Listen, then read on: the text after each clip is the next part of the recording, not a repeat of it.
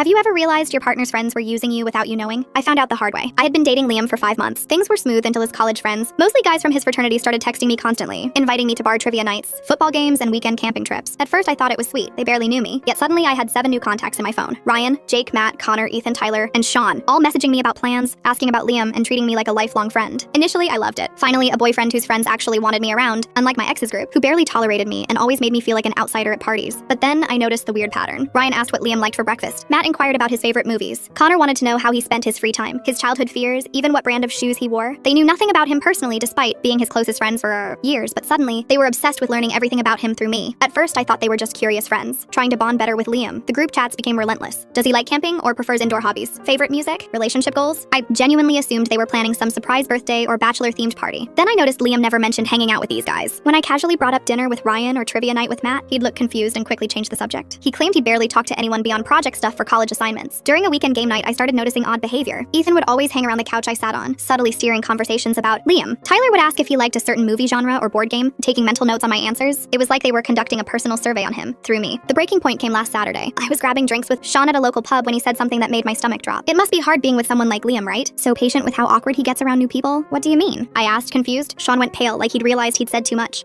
He sometimes has trouble socializing, but you know that already, right? He muttered something vague about his shyness, then bolted to the bathroom. 15 minutes later, he made some fake excuse about a phone call and left. I got home and found Liam sitting on the couch looking guilty. Before I could ask, he started explaining. Liam had severe social anxiety around men he considered friends, even his college fraternity brothers. He could barely hold a conversation and often froze in group settings. He'd come up with a solution. Introduced me as his outgoing cousin who lived nearby, so the guys could hang out with me instead of having awkward interactions with him. It turns out, all 7 of them had a crush on Liam and were trying to get closer through me. For 3 months, I'd been unknowingly acting as the middle person, managing social situations, giving advice, and helping them connect with Liam. The worst part? Liam said he'd been planning to tell them the truth eventually, but they were so happy being friends with me that he didn't want to ruin it. When I asked if any of them had actually tried to pursue him using the information I shared, his long silence and inability to meet my eyes told me everything I needed to know. I spent 3 months being their social bridge without even realizing it, and the moment I did, I couldn't stop laughing and crying at the same time.